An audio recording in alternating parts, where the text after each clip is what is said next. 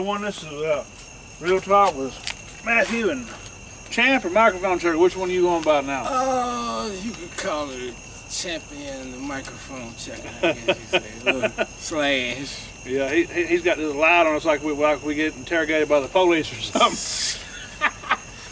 That thing's bright, but we couldn't see nothing with that little light. It was going to be us in the shadows. I've been trying to get him on the show for, I don't know, about 3 months at least. Since I moved, no, it's been longer than that. I tried to get you. I had the camera in the car when I came up earlier this year.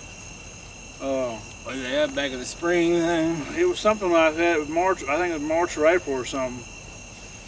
I'm back in town now, so. I'm here, man. What episode is this? I'm not sure.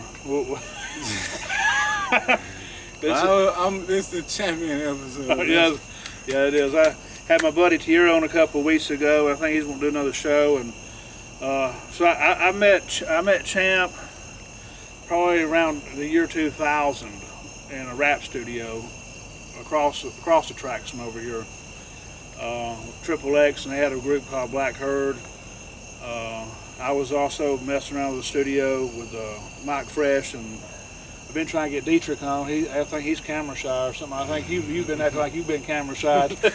I ain't camera shy, man. I be busy, man. Yeah, I know. I do want to get kind of halfway prepared for it. Yeah, life's different. I mean, I know that I was back when I was hanging around that studio. It was some wild times, and I really thought that the music was good, and it was towards the end of, I would say, the music that they was doing was on that like Master P type atmosphere type music. That's my opinion. It had some different elements. It did have some different elements, but it was like that kind of style was sort of fading out around that time. It was you know, it had changed. It was in the process of changing over. I know what you're saying. Like we were more like traditional Southern rap style, and it was going towards like Soulja Boy, more club dance music. Yeah. Type shit, you know, so nothing against Soulja Boy. Just, he's the face of the era. You know what I'm saying? So I got a question. So who is your favorite rapper? Out of all of them, out of all the years and all that. I'm my favorite rapper. Who's your favorite rapper?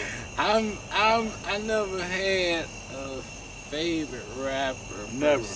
I did from time to time, but once I got into music, I look at music more like a job. So like some people, you ever been in like somebody say something and you be like, I couldn't have said it better myself. Yeah. You know what I'm saying? Well, I feel like other people's music, if it's good, then I couldn't have said it better myself. But if it's something I need to express, then I have to say it myself. You know what I'm saying? So that's why I feel like if people genuine with their music, a lot of people, you don't know if you're getting the real them or not. But, yeah. So some people just rap, but they don't actually write the music. Yeah. You know. I'll go ahead and tell you my favorite. You know, I guess would be Haystack. Haystack over the years, Mike Fresh introduced me to him years ago, and I think it was simply the reason why I drawn to him so close. He was a white rapper, you know, and you know I hung out in the hood and stuff, but there wasn't really a guy that like looked like me. Yeah. Eminem looked like me somewhat, but like he's just crazy. He's singing about stuff that I can't relate to really. And now that first couple albums I like, but like Haystack, I stuck with him through thick and thin throughout the years. And I remember praying to God back when I was early 20s, that I could meet him one day. And I have actually got to meet him twice. That's what's up. I've actually got to meet him twice and hang out. And he's the coolest cat you could ever talk to. But like his music just shout out to Haystack. He kept me grounded. Like he talks his gangster stuff, but he always has that God element in it. Yeah. You know, that's what Tupac did. Tupac could be talking about God, some of his music, not as much as Haystack really, but he would. Yeah. And that's what I needed to hear sometimes. I would be out there just running the streets doing just craziest stuff. You know, I'm lucky to be alive, lucky not to be in prison. And I'm just happy that that this guy's still around too. You know, he's been through been through it too. You know, it's just there's a lot of us still they're not around no more. Yeah, man. That's the blessing of it, man. Just keep going, keep fighting, man. So I know that you still tinker with the music, but you put it on the back burner a little bit. A little bit. Yeah, I've been in the cars more here lately. Yeah, you need your car painter to holler at him. He's a good car painter. Spray day. All day. Yeah, yeah, man, you know the story. X put us on with the 1s and 2s. Shout out to X, Black Herd. Shout out to Most Hated and all that. You know what I'm saying? They did their thing just like we did our thing. You know what I'm saying? Peace to Fresh. Yeah, fresh R.I.P. on him. That was so they went from Low Life to Most Hated, right? Or what was the deal with it? Because I got sort of lost in the mix with all that towards the end. I got sort of strung out there for a while. Politics. Yeah. street politics. Well, I know I was with them when it was Low Life. You know, that's when I was with them, and I think they did switch over to Most Hated towards the end of. Like I said, I was once I got engulfed in the rap studios with both of them. I think X and him had a little sort of a minor beef at some point, and then finally I got them together in a studio, and they cut a couple of tracks. I don't think it was a beef. I think it was more of a power struggle, maybe. I wouldn't say power struggle. There was some animosity there. There was a little tension. I think it was just more competition. Yeah. We all wanted to be the best. We was all young and learning and trying to, you know, figure out which move the best move. I remember I took one of Fresh gave me this CD. It was a really awesome. They only had 2 tracks on it. I took it down to Panama City. Was going down to visit X. Actually, he was incarcerated at the time down there in Pensacola. Yeah. With me and the old man Neil. We drove down there to Panama City, and I was bumping the music, and I went to Club La Villa, and I handed over that disc to this dude named Ray Ray. He was a DJ at the time, because I was trying to promote the shit out of all y'all. I was just really trying to just be part of something. I want to mention that if you talk about rap or hip hop and all that, this was the promotion A&R person right here, Matt. Put it down. I sit there and burn CDs. I burned so many CDs. I took like 500 CDs down there, and then I took Fresh's copy down there, and when I got back, he was so angry with me because that was the only copy he had of them 2 tracks.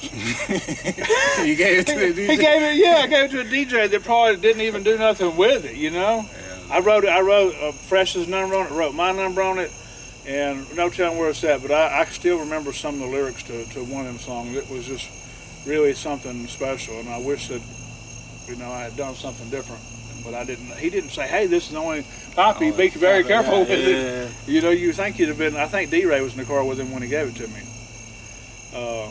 I don't know, just for whatever reason, I know I got really strung out, and me and X actually moved down there with me at some point after I got clean down there in South Alabama, and.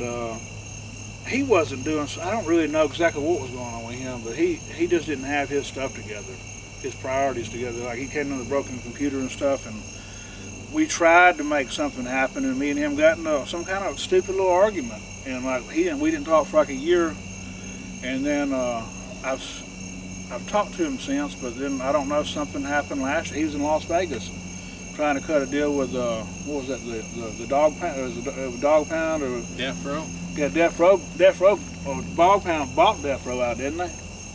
Wow. Something like that's what he told me. He told me Snoop Dogg had bought. Yeah. So he was down there with Trey Stevens, which is Snoop Dogg's cousin. Yeah. And I don't know exactly what happened, but stuff got wild. And I don't, I'm really not at liberty to talk about really what happened, but other than like, I haven't heard from him too much after that. I think I talked to him maybe once or twice after that, and he sounded like he wasn't doing so good. So I just pray to God that he's doing okay, because he's really a talented just artist. I've still got some of his music, and I've got a computer at the house. I want to bring. I should have brought to you. I want to bring it to you and see if you can do anything with it. It's got a lot of beats on it and stuff. And I know you had put out a new. It wasn't really. It was an LP or something last year. Hurry Up and Wait. Yeah. Yeah. Yeah. Basically, it had well, the EP. It had. That's what it was. EP. Had like 5 tracks. It started as a. It did start as an LP, and once I remastered it, I only published like 5 tracks. So yeah. Yeah, I know that was sometime last summer, I believe, because I was having trouble downloading them into my thing. Yeah. You was getting them in the early process. I was straight drop emailing them in. Yeah, it was emails, and some of the stuff would open, some of it wouldn't. Then he'd do something and send it, and I was able to pick up some of it. The sound, you could tell it hadn't been mastered yet. Yeah. It was just a rough recording of some of that stuff. You know. It's up now on all platforms. Hurry Up and Wait. Microphone checker. So I know he's trying to get, like, all of us is getting older and stuff, and my vision back in the day was for us to all get rich. I didn't care about really getting rich. I was okay with just getting crumbs from y'all. I was okay with just getting the crumbs from whatever fell from the table. Well, yeah, you know? I was talking to one of my partners the other day, man. I was saying the same thing, like the 16-year-old me and the 26-year-old me and the 36-year-old me, we all want different things, you know. Something different. Yeah. So like back, when I really started rapping, I was just hoping to get like a Cadillac limo or some bull like that. Yeah. You know, some girls and, you know, accessories and whatnot. And then it went from that to like, okay, well, I can actually, you know, do something with it if I actually approach it that way, you know what I'm saying? Yeah. So then, you know what I'm saying, that's when I like stopped. I started looking at it more serious, listening to what people tell me. Like when I get around other professionals or whatnot, I would try to soak up their game instead of just here, do this for me. I would ask them how they do what they do. You feel what I'm saying? Yeah. So I maybe have to do it for myself one day. You know what I'm saying? I know I only got in that booth one time up there at X's house. I don't know if you was there or not. I got in the booth one time, did a freestyle. I got the courage up. I always wanted to do it, but I was always so scared that I looked foolish. But I done took a couple hits of ecstasy and no telling what else was in my system at the time. I got up in there, and I wished that I could somehow retrieve and just listen to what I was saying, because I don't even know what was going on. There's no telling what I was spitting out, but I know that I was giving it up my all. That was the one and only time I got on the microphone. Yeah, that was a harsh environment, to say the least. Like, yeah, when you step in his booth, you gotta go for it. You can't. You shut the booth down on you fast.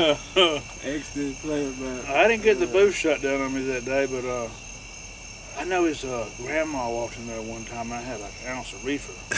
Was you in there when that happened? I had like an ounce of reefer in my lap, rolling a blunt. His grandma walks in and stretches her eyes at me and says, "You look scary, boy." I said, she did. She scared me. I didn't know what was going to happen. That's all she said. She walked out. You know, God rest her soul. She was a really good, really awesome lady. Yeah, Miss Violet. Yeah, Miss Violet. Shout out to her. Yeah, she is serious, baby. She's always cooking something in that kitchen. Yeah, that was the one thing about it. Like everybody who came over there, she gonna make sure they felt good being over there. There ain't gonna be no problem. You gonna eat. There ain't gonna be no fighting. There ain't gonna be no none of that. You know what I'm saying? Yeah. So like, you know, you get a group of artists together, you get a little rowdy sometimes. You know, she was like kept it, you know. It was a wild little deal. You know. It was wild over there. Over at Fresh's little studio. It seemed like it was a little bit more laid back, I guess. He didn't have a whole lot of people over there. There was only a few people. The times I was over there anyway. I don't know what it got like when I was working over there, but it seemed really laid back, and it was just a small trailer. Is the end. That studio was it was a big area. Yeah. That X had. It was a huge room. Yeah. You know, it was perfect You for fit a lot of people in there. Yeah, it was perfect, man. It was turned. It was the good old days. I know I miss that point in my life, but I also don't miss it. I don't miss the hijinks I was up to and all the illegal activities I was up to. It was because I had to look over my shoulder everywhere I went because I didn't know what was going to happen. I didn't know where the Wall County Police was going to get me, Jasper Police was going to get me. I didn't know because I was something else back from age 15 to about 27 or so. They wouldn't tell me nothing. I was going to do what I want to do, and it didn't matter. It didn't matter who I heard or none of that stuff. And I'm just glad I growed out of that. So now I've always did the cooking thing. That's how I met X. Actually, I was cooking at Barango Steakhouse, and he actually taught me how to cook. Man, they wanted to fire me. I got hired as a dishwasher. And like a month later, I got on the fryer, and I just kept screwing everything up on that fry station. They had these haystack things, and I was gobbling them all up. It was hard because I'd never done it before. And finally, him and do you remember Baby Boy? Did you ever meet Baby Boy? Yeah, I remember him. Between him and Baby Boy, they taught me how to cook. And then I got moved on to the flat top into the Grill Expo, and that's where my career took off. I was actually in heating and air conditioning school during that time. And Barango Steakhouse was the wildest place. You had some hustlers up in there, and that's where my game took off. Word. Yeah, I got steakhouse. It was a steakhouse. Yeah, you had Baby Boy, you had X, you had me, and we was all just pumping it out. You had Billy. I remember one time Billy. There was like a window. Billy was over here. Family show, man. I can't talk about what. But anyway, Billy was doing something wild that day. It was. Anyway, that's a war story. Sometimes I get wrapped up in some of this stuff, and I just can't help myself. I just right now I'm just doing like this show. I'm not doing as much. I like to get more of these shows and more. Like I'm just introducing. Really, this is more of an introduction. Maybe we can do some more where there's like actually more talking. We're just sort of you're getting to know who he is. Yeah, we're chopping it up. Like you got to spur of the moment. Yeah, spur of the moment. It's dark out here. We got like some kind of light. It's like half lit up. Yeah. It looks like it came from like an old shed or something. Daylight. Yeah. At night.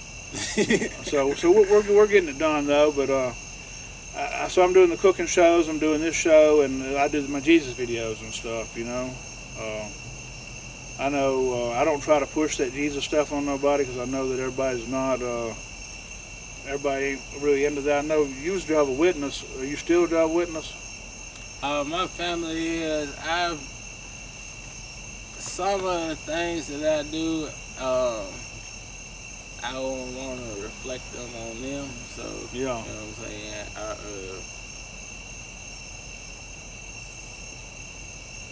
I know what you mean. I know what you mean because like, the thing is about me. I know that I know I can't control every little thing I do. I try the best, and that's all we can do is like do our best. And like it's a process every day, and some days you may fall. And you may keep falling into some stuff, but like it's just as long as you're doing your best, that's all we can do in this life. Like I said, he's got a little shop back here. He's been painting some cars. You can see the old part of the house.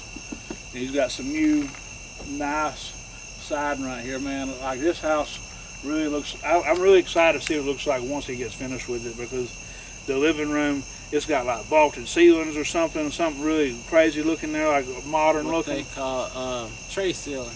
Yeah, it looked really nice. I mean, this is an older house, and I think it's going to look really, really. I've seen some of the flooring. He's got a stack of flooring in there. I wish that I was handy with. That's what I wanted to be a mechanic when I was growing up, and I ended up in the restaurant. That's where I ended up. I was going to be a preacher when I got out of the rehab. I ended up going back to the restaurant. You know, and you know, if there's any kids out there watching, do not get in the restaurant business. There's no money there, and like you can finally get some money, but it took me close to 20 years to finally get some money inside the restaurant business. You know, hopefully some of these videos will take off. Because I could do just as good a show as that Ramsey guy. I have no balks about that. I believe I could do just as good a show as he is, but I ain't got the camera guys. I ain't got the good equipment. I got the little tiny kitchen. I can put on just as good a show as he can. It's just me by myself is hard, and I'm not trying to. I ain't got a chance to sample the cuisine yet. I bought you some red beans and rice. Yeah. He came with bearing gifts, so I'll check that out later. Yeah, I brought him some red beans and rice. Yeah, I'll review on that later. But yeah, I was trying to get him over to the house. Maybe if we shoot this video again, we can come over and I can have maybe I could have you help with the camera. Because I did do 2 shows that I had help. These 2 females. One of them's. Anyway, both of them did a really good job helping me. I was in their kitchen and they really did a good job moving the camera around and helping me out. And I really wish that that was the first few episodes. It was like in the first 10 episodes, and it looked just way more professional. Looked so much better. Their kitchens was better. You know, I just both houses I've had have just had small cramped kitchens, but I've got to figure out how to just make it work. You know, make it work. And if I just had one person with the camera, I think I've seen the food. I can look at it and tell it's good. I just hadn't been a part of the, you know, the sample testing. Yeah. You just have to figure out one Sunday. Yeah. But I don't know if you got anything that you worked on here as of late that you. As far as like what? The music. Nah, I was up about 5 in the morning playing with the keyboard the other night, but I ain't even putting nothing out, not for real. I got a gang of production, and if anybody needs some, holler at this guy here, holler at me. But yeah, I got a gang of productions that I was preparing for. There's one artist and he just kind of like flopped on me. It's some heat, so I'm finna start like pushing them out. Like I was boosted up probably about a year ago when I was mixing that other music. Yeah. And I was like, all right, man, I'm finna go out here and show this love. You know what I'm saying? Put these young cats on and put these beats out and And it was like, when it came to it, they was kind of like irresponsive. You know what I'm saying? Like, it's so many people like used to ripping beats off of YouTube. You know what I'm saying? I heard some good songs come off the Jack the Beats. You know what I'm saying? You know what I'm saying? Another nigga to doubt. But, you know, it's still a Jack the Beat. You know what I'm saying? So I was like, you know, I was throwing a little something. They ain't got a Jack the Beat. You know what I'm saying? Yeah. I don't know, but I know they fire, so I'm gonna, you know. So what he's saying? What he's saying? Got some beats for sale. Anybody? Yeah, you can say that. Put it that way too. You can put it that way too. But yeah, it was just crazy, man. Like, you have to hear it, man. You really have to hear it. I ain't gonna go into no long spiel about it. Yeah. If I ever get the money round up, I'm gonna get you to pay that Newport for me. That Newport has been with me through a long time, and it was a battle to get it back, and I'm not really proud of how I got it back. That's a Dodge, a Plymouth? It's a Chrysler Newport. Chrysler, okay. 66 Chrysler Newport. Learn your history. It's got a 383 big block in it. 383? Uh-huh. Yeah. So, that's what I'm hoping to get that thing up and running at some point. I don't know when, but it needs a lot of work done to it. I know the gas is so old. It's like from 2003.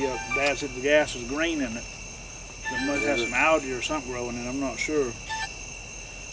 But yeah, if anybody's looking to get their car painted, or they need some beats, or what else is it that you just them two things right now?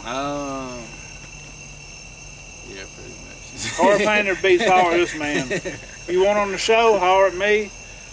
This is where I'm at now. I went from working the rap studios to me now doing video TV shows, and I think if I had never been in them rap studios, this probably would have never would have been possible. Yeah, that stemmed a lot of other things as far as like production wise. Yeah, so I'm really green to this. So my lighting ain't that great, my sound ain't that great. I'm using a $200 Sony camera, you know. So I'm doing the best I can with it right now. I probably need some microphones hooked to me. I need he fixed the light, and this was going to be really probably a dingy looking set until he got the light put up. You know, I've been having trouble with my lighting in my kitchen. I don't know what's going on. I think I got some LEDs that's messing with some of the lighting, especially with my phone. So if there's anybody out there that knows anything about lighting and camera work, then they give me some pointers, hit me up. I'll take all the helpful pointers I can get, or help I can get with this show, or any of the shows. You got anything else? Not really. I appreciate you having me on the show. I'm glad I finally got a chance to do it. I know you think I better blow you off, but, you know what I'm saying? I know if you're a busy man. Yeah, life just gets. I think we both have Sundays off. Yeah, but I definitely be back home, man. I want to get on the cooking show too, man. Get me Get you some samples. Something, little wine and cheese or something. This is just an introduction. Maybe next time I can come up with some more questions to bounce back and forth. It was really just us shooting. Yeah. You know, real talk. I just got off. He just got off work, and let's do it. I just got through taking a nap, and I was like, man, I don't really want to drive out there, but I got to get this show took care of. So I put it first. I wanted to be lazy and stay at the house, but I knew that if I wanted this show done, I had to drive out here tonight. And luckily we got it done, and I'm thankful for you allowing me to come over to your house and shoot. No problem, man. And like I said, maybe next time we can go check out some of them shops up there in downtown Warrior, and that's what that's my thing, man. I've been a little too isolated. Need to move around. And I've been isolated since I lost my job at the hospital. I was a social butterfly. Yeah. Up until that point, and now it's like I've just been sort of hanging out with the dogs, and that's about it. I got people everywhere trying to check on me and me check on them, and I just need to get off my butt, go do it. All right, so I guess that's about it. Till next time, y'all have a blessed night. If you like what you've seen, like, share, subscribe, and if you need paint or beats, hit me up or hit Champ up. I'll get you the contact. Y'all have a blessed night. True. There we go.